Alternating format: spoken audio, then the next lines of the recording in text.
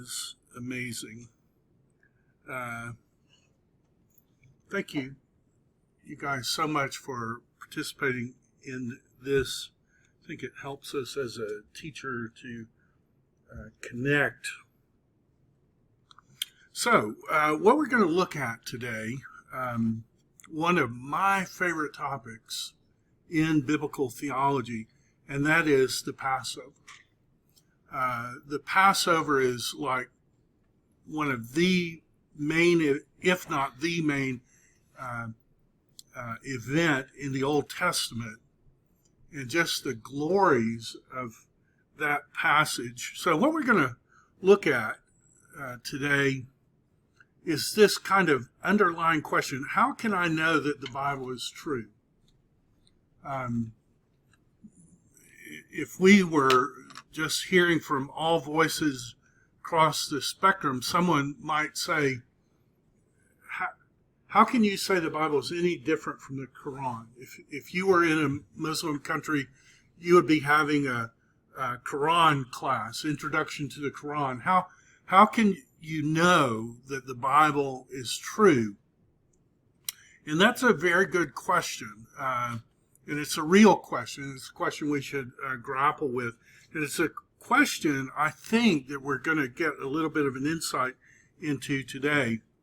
The second thing we're going to talk about is, why are there so many crazy details in the Bible?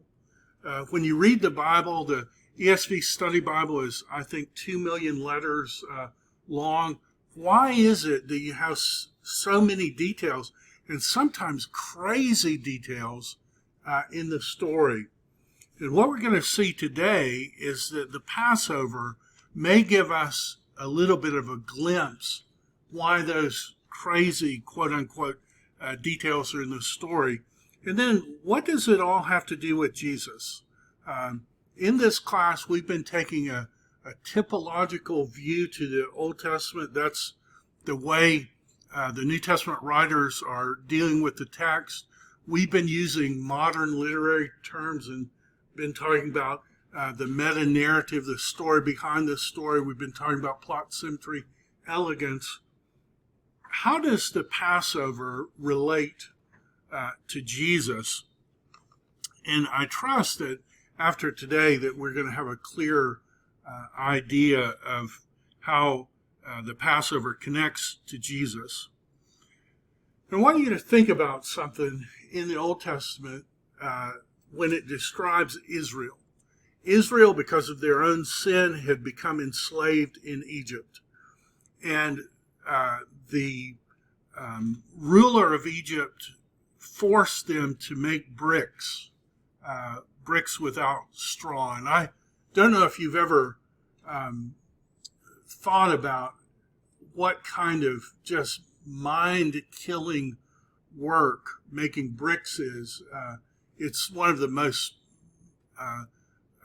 demeaning tasks. It's a dirty task. Once you've made the first brick, you're kind of an expert. And the ruler of Egypt wanted the Israelites to make bricks for the rest of their lives. This was just a dead-end job. This is the world's worst boss. This is the world's worst profession, making bricks without straw. And it's a picture. It's a theological picture of what's going on. And the beauty in the story is that God heard their groaning. So this wicked king just wanted to suck the life out of the people of Israel. And they groaned to God, and God heard, and God knew what to do. And God decided those people are going to go free. It's a little like, you've got a dad, and he's just mild-mannered and peaceful. And all of a sudden, one day, you're with your dad, and somebody tries to hurt your family, and all of a sudden, your mild-mannered, peaceful dad flips over a table and starts just beating the daylights out of somebody. That's what God is doing here. He's had enough. He is coming to free his people. And it's a spiritual picture of something else in the Bible. We're going to see what that is. Because the New Testament says that you and I were dead in our trespasses and sins in which we once walked. In other words, this picture of being a slave and being in a dead-end situation, the New Testament is saying that's us apart from Christ. We follow the course of this world, following the prince of the power of the air, this wicked king who wanted to suck the life out of us. We all once lived in the passions of our flesh, carrying out the desires of the body and the mind, and we were by nature children of wrath, just like everyone else. Jesus says, truly, truly, I say to you that everyone who practices sin is a slave to sin. The Bible is saying that apart from Jesus, we're all in this spiritual slavery where we've got a Pharaoh over us who's trying to just grind the life out of us. And God hears our groaning, and God's going to do something about it. 2 Timothy 2 says, be kind to everyone, able to teach, patiently enduring evil, correcting his opponents with all gentleness. God may perhaps grant them repentance, leading to a knowledge of the truth, that they may come to their senses and escape from the snare of the devil, who has captured them to do his will. The Pharaoh, the spiritual Pharaoh, is the devil, and the slaves are us apart from Jesus. That's what this story is about. Outside of Christ, all people live in spiritual slavery, subject to a wicked Pharaoh, the devil, who makes them make bricks without straw, and who will never let them go.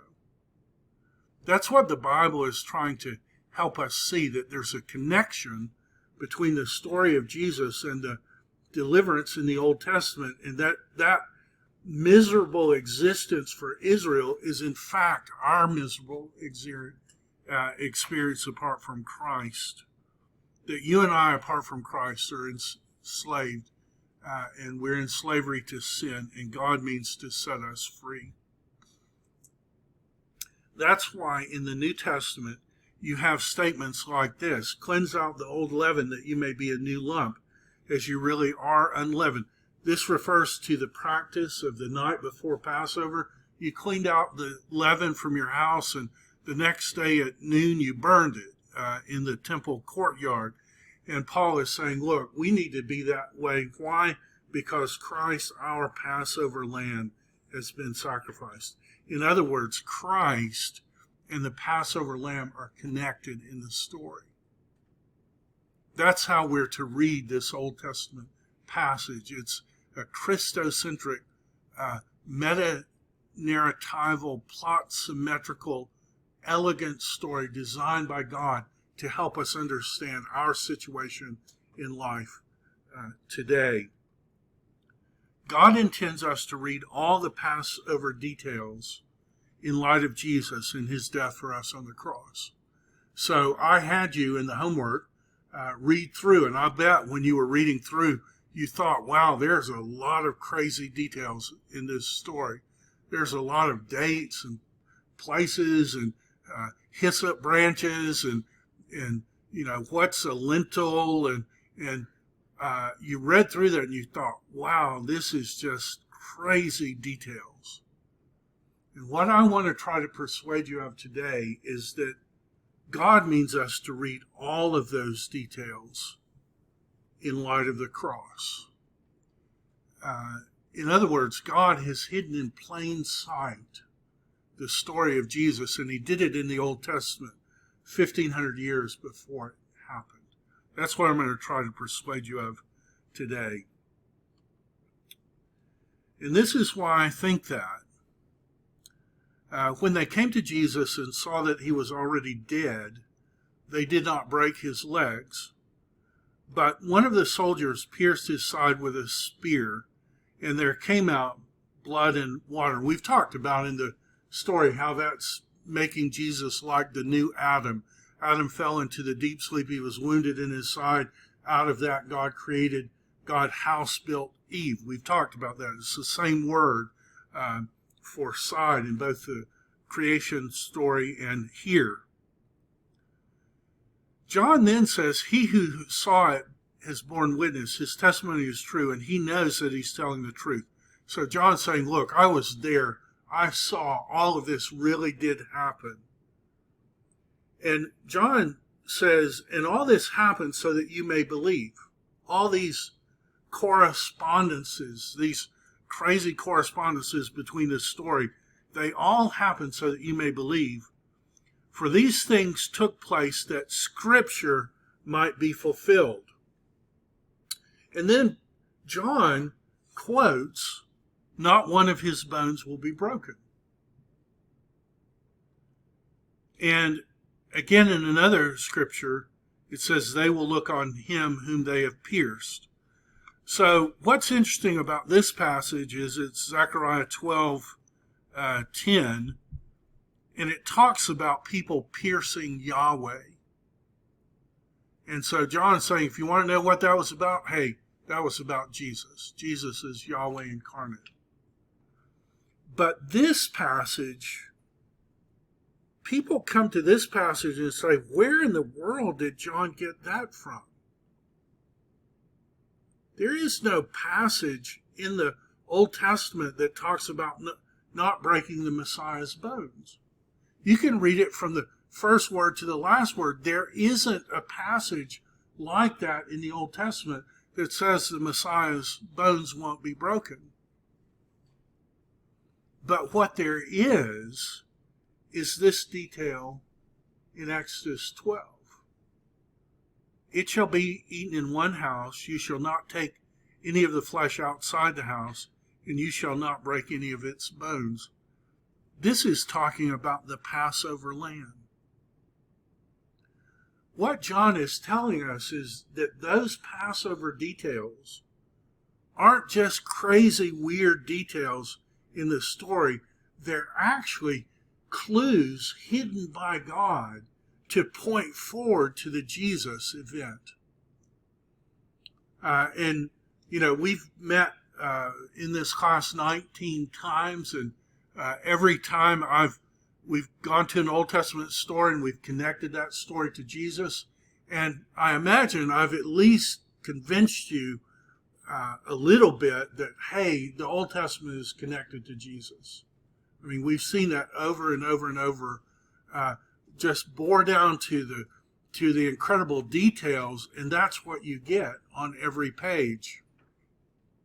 And what I would like to ask you today, and what I think John is asking you, is how did those correspondences get in that book?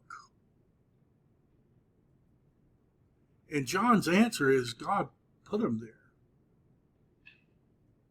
The reason these stories connect with Jesus is because they were designed by God to point forward to the Jesus event.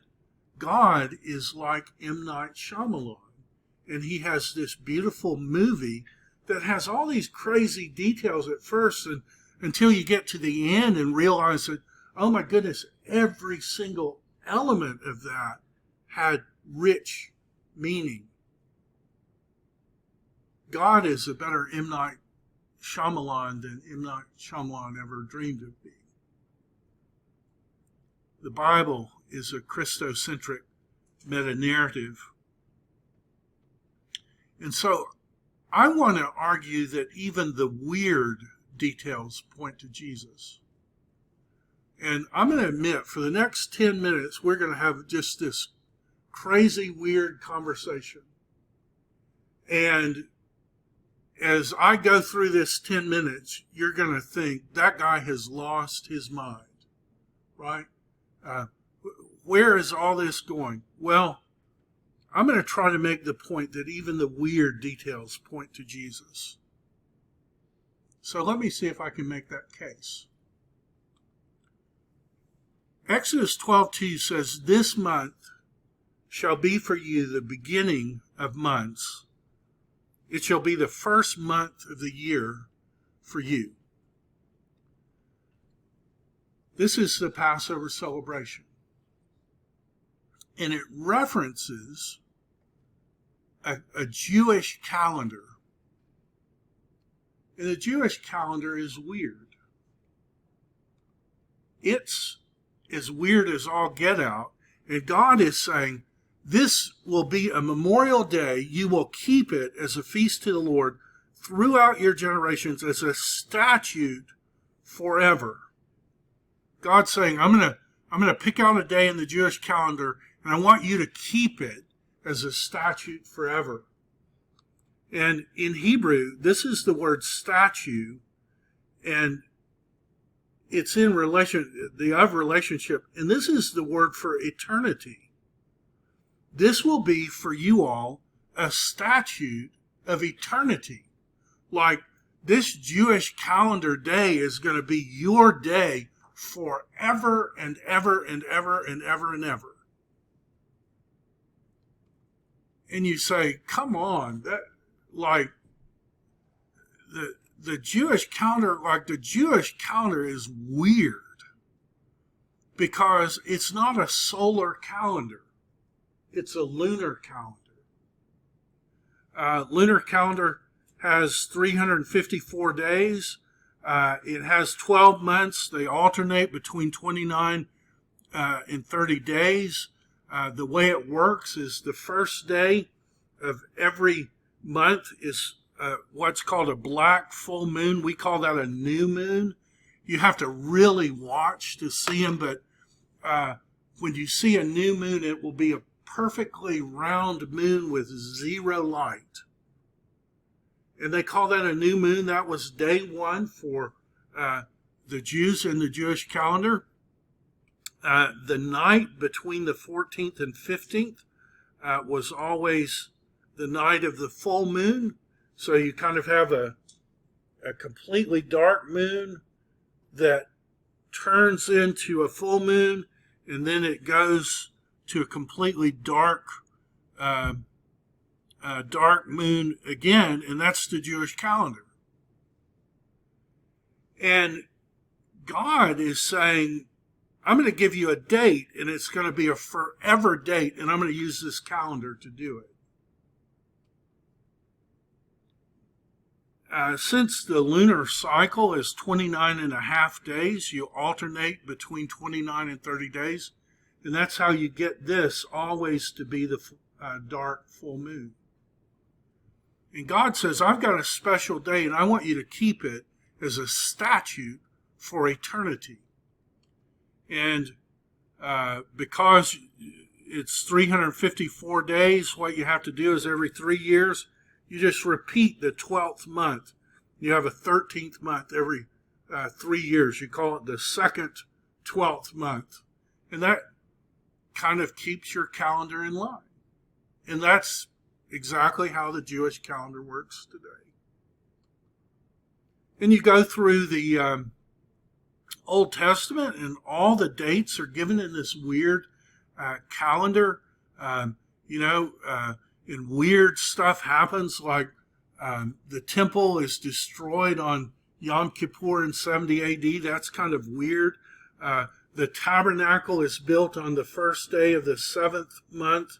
On the 10th day of the month, you take in the lamb. On the 10th day of this month, you have Yom Kippur. You have all this plot symmetry, but it's in this weird lunar calendar. So, you have Rosh Hashanah, Yom Kippur, an event that happens here, and then you have a feast. Same here. You take in the lamb, something weird happens, and then you have a feast. Now, would you grant that that's a weird detail? We're talking about a lunar calendar, not a solar calendar. This is a lunar calendar. It's like, why in the world would you have something like that in a lunar calendar? And here's how you keep it straight. 2 times every year, there's what's called an equinox, where the period of darkness and the period of light is exactly the same. That happens 2 times a year, once at the vernal equinox and once at the autumnal equinox. And so this year, the autumnal equinox was the 22nd day of September 2020. The darkness and the light were exactly the same. And the vernal equinox will happen just in a few weeks from now on the 20th day of March. And so the way this calendar works is you wait till the equinox.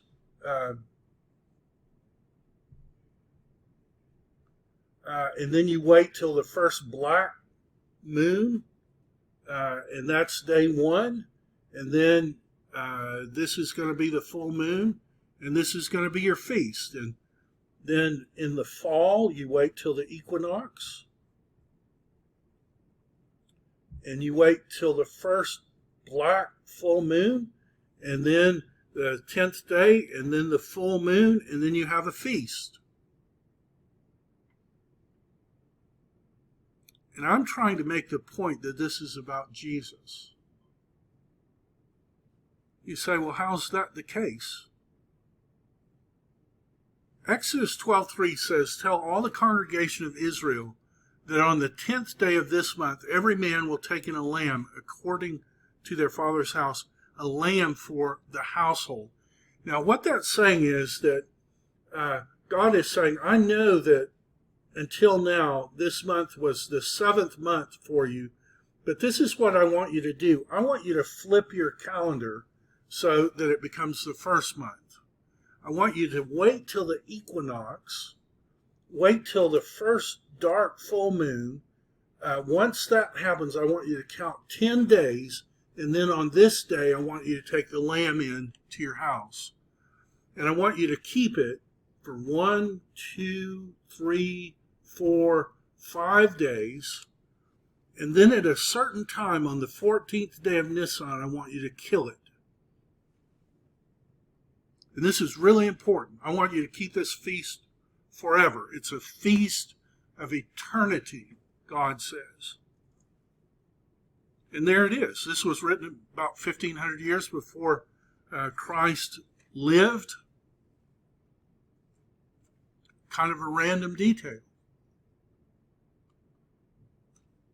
And it says, you shall kill the lamb. In Hebrew, it says, between the evenings. B'nai ha'arba'im. And a lot of people will say that's twilight. It is not twilight. People who say that are ignorant of the documents, because the Mishnah, Philo, Josephus, and even the Old Testament itself says that this is when B'nai ha'arba'im is. And don't take my word for it. This is what the Mishnah says, the official Jewish document. The whole congregation of the afternoon was slaughtered at half after the 8th hour, after dawn, that is 2:30, and offered up at half. So, I want you to kill this Passover lamb on the afternoon of the 14th day of Nisan, sometime between 2:30 and 3:30 in the afternoon. And it's not just the Mishnah. Here's a very good scholar, and he said the standard Jewish view is that B'nai ha'arba'im extends from late afternoon until sunset. Jubilee says that. The Dead Sea Scrolls say that. Josephus says that. Philo says that. The Mishnah says that. There is no debate. When English modern scholars say it's twilight, it's ignorant. They just haven't read the documents. It's afternoon. It's between 2:30 and 3:30. In other words, this is what the text is telling us. Take in the lamb on the 10th day. Keep it until the 14th day, sometime between 2:30 and 3:30. Kill it.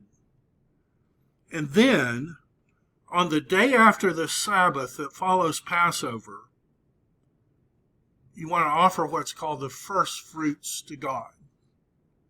And because that's offered at the day after the Sabbath following Passover, the Sabbath for a Jew is Saturday. So the day after the Sabbath is a Sunday. So on the Sunday that follows Passover, you're to put the first thing that springs up out of the ground in a basket. You wave that before God, and God says, when you wave that, everything's going to be all right between us.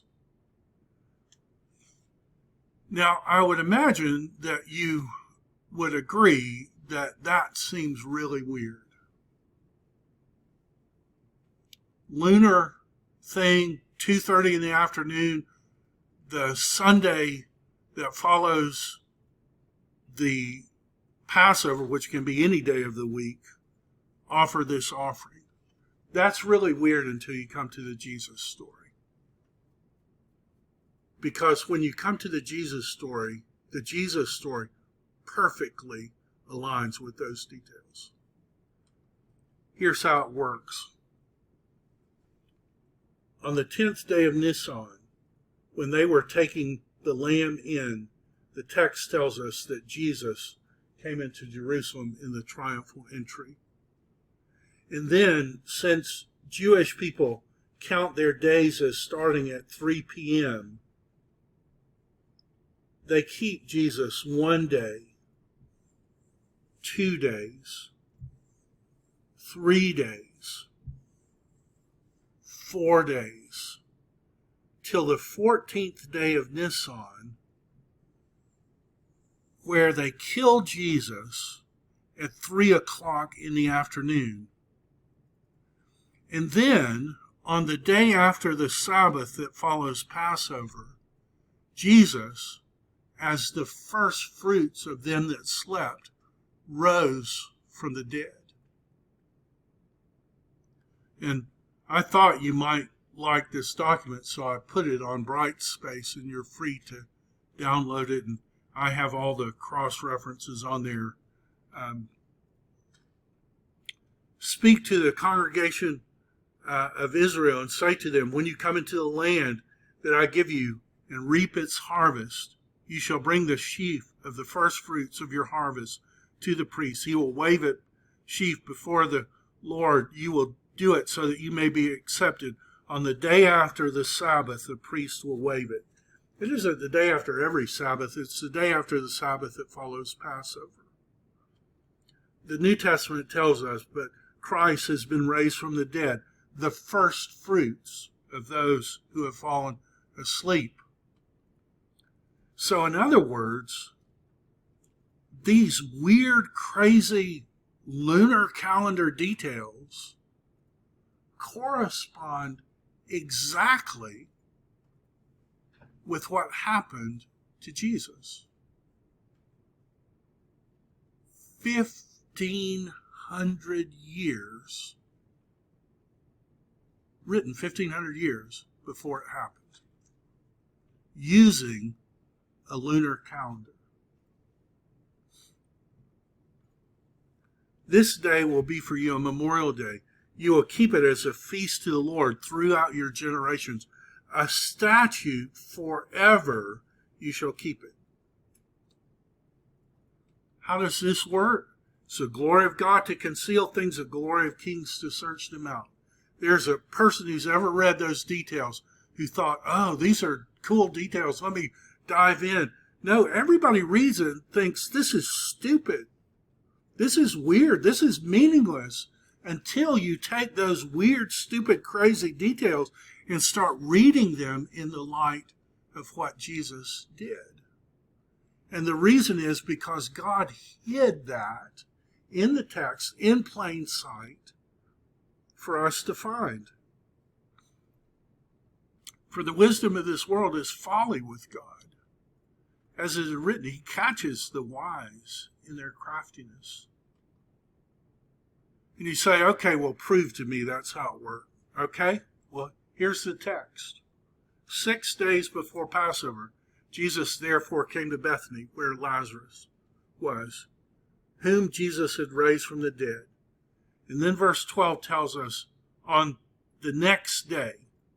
So would you grant that this is telling us that 5 days before the Passover, Jesus' triumphal entry?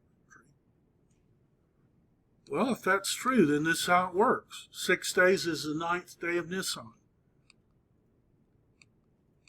1, 2, 3, 4, 5, 6. I mean, that's what the text says, right? And then this text says the next day. So that makes it 5 days, right? If that's true, then this is an exact correspondence.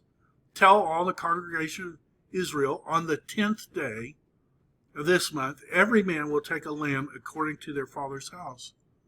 A lamb for a household.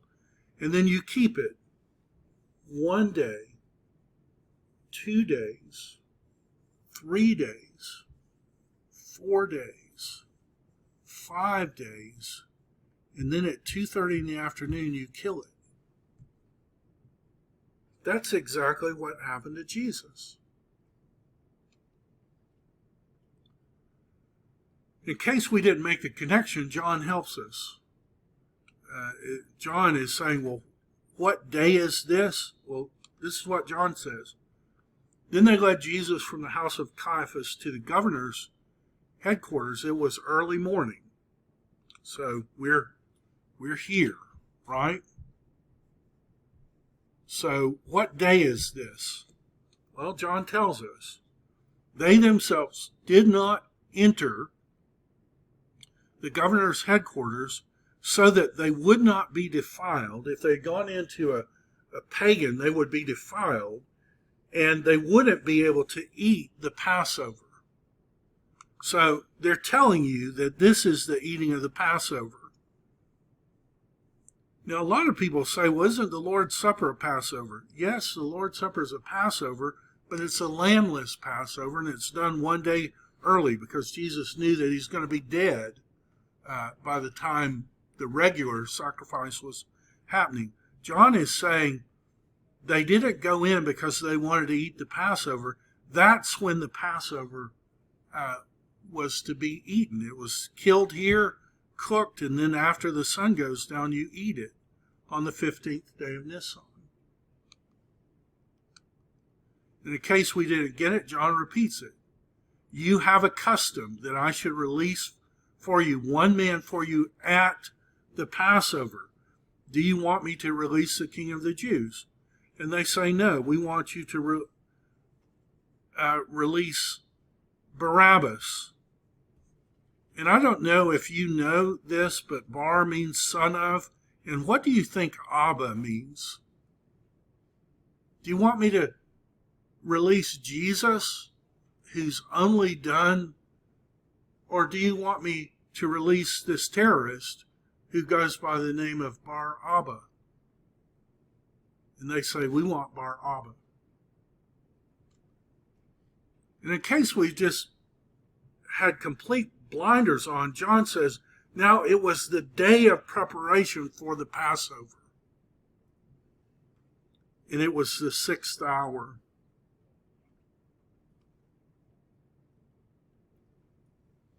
The daily whole offering of the afternoon was generally slaughtered at half after the 8th hour, after dawn, about 2:30, and offered up at half after the 9th hour, 3:30. That's what every Jew believes.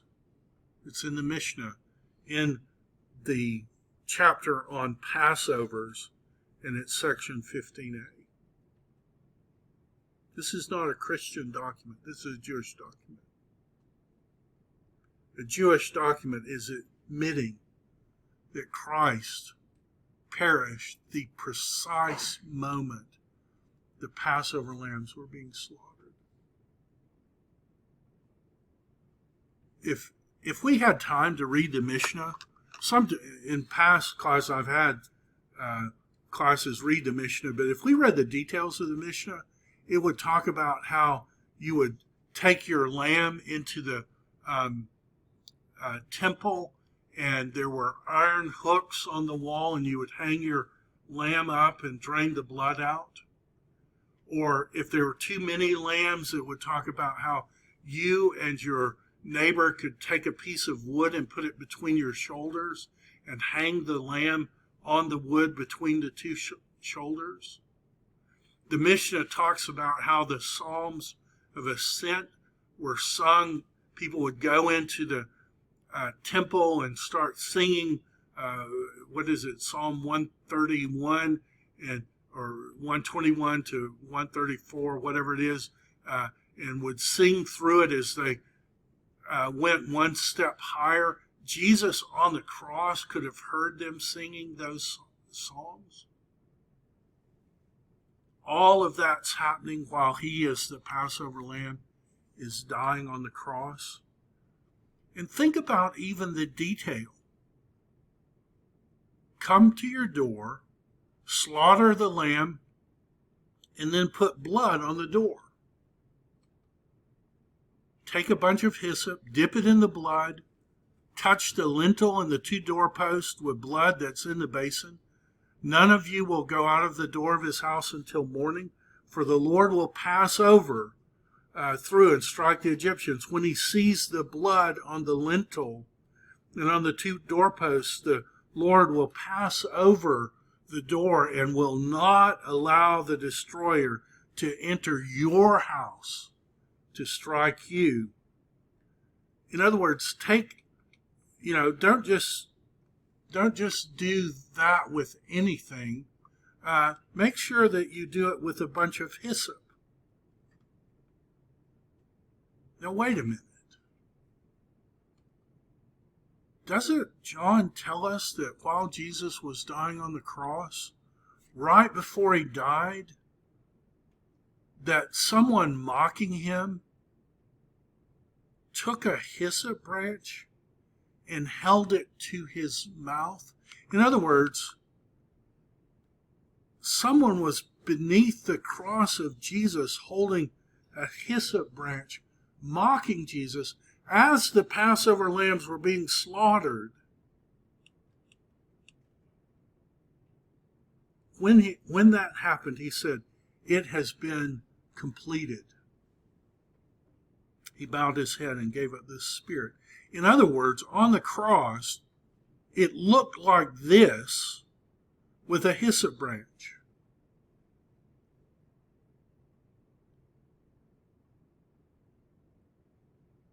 Why does it look like that?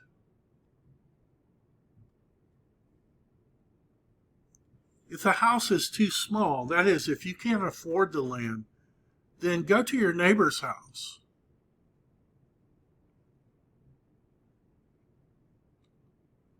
Go into the house that can afford to make provision for you.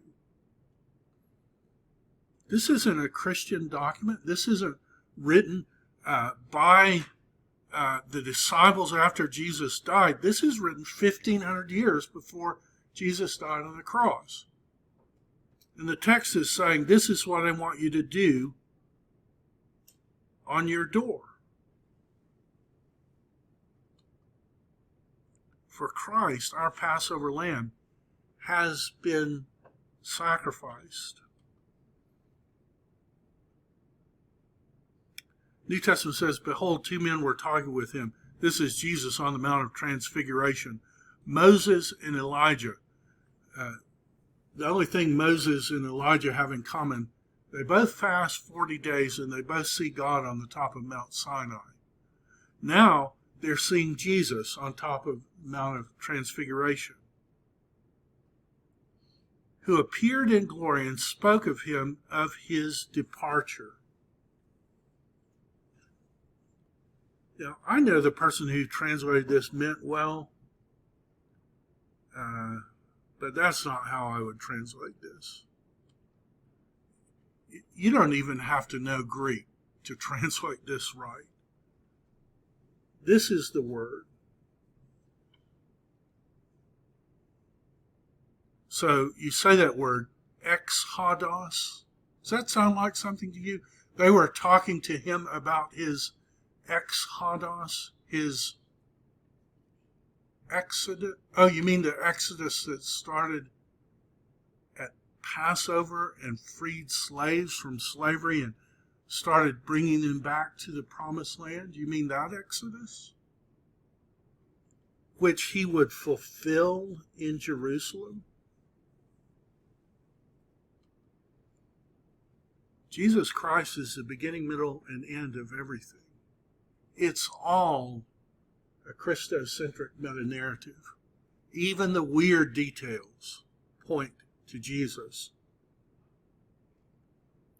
So, do you know what the formula for Easter is? Like, you know how Easter appears sometimes in March and sometimes in April? If you ever wonder what the formula for it is, well, I'll give it to you. You tell me if you've heard it somewhere before. It's the first Sunday after the first full moon, after the first new moon, after the vernal equinox. Oh, you mean the formula for first fruits that was written in Leviticus in 1446 BC, using a lunar calendar that got the 10th right, the 14th right, 2:30 right, and the Sunday after the first full moon right. You mean that formula? And God says, I want you to keep this as a formula for eternity. How did that happen unless there was a God who knew the end from the beginning and who was using what we all admit is an inferior, difficult, hard to manage calendar, and he got all of it precisely right.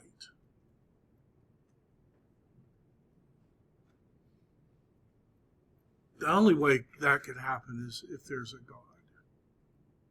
A God who knew the end from the beginning. A God who knew the story of Jesus and the details of that story before it ever had happened. If the Son sets you free, you will be free indeed. The Bible is saying to all of us, this is what Satan wants for your life. He wants to keep you enslaved to sin. He wants to make you dirty. He wants to wreck your marriage. He wants to ruin your kids. He wants to keep you in a job that is so meaningless and demeaning and life-destroying, because he wants to build up his monuments with your labor. And we would have to be idiots to live under that kind of a king. We would have to be idiots not to call out to God, because God is the El Gibor, God the warrior, God who flips over tables and makes whips and drives hypocrites out of the temple. The God who sets us free. The God who can say, no one plunders the goods of the strong man unless he first binds the strong man. And that God, that warrior God, to set free all who would come to him by faith, became the Passover lamb.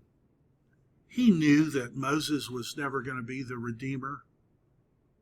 So he decided himself to be the new Moses, and the new Joshua, and the new Solomon, and the new David, and the new Elijah, and the new Elisha.